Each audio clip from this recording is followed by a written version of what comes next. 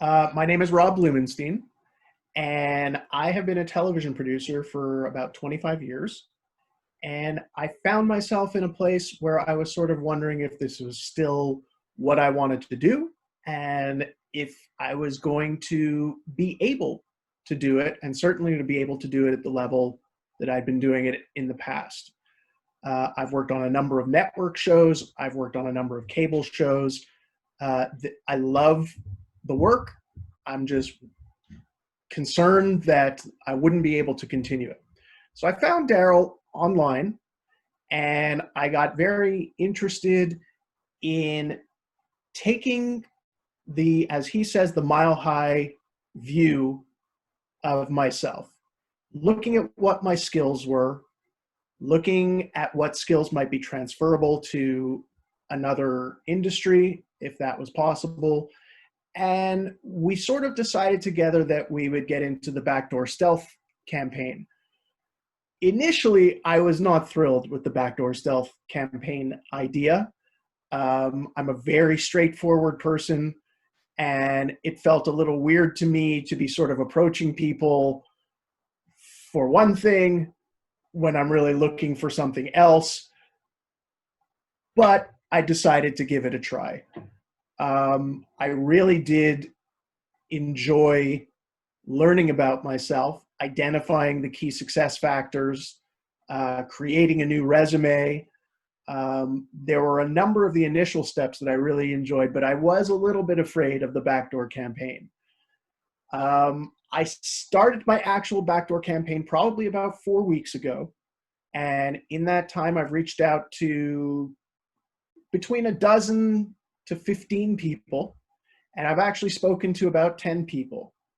And what I found was people are remarkably receptive and willing to share their time and willing to share their information and willing to help.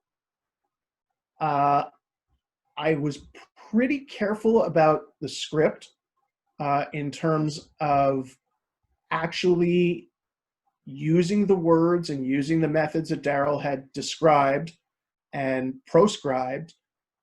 And I found that it really did work.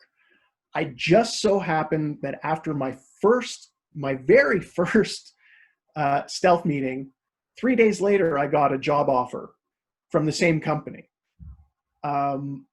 I don't know whether that was coincidence. I don't know whether that was the universe speaking to me. I don't know whether it was just plain dumb luck, but it was a very good development.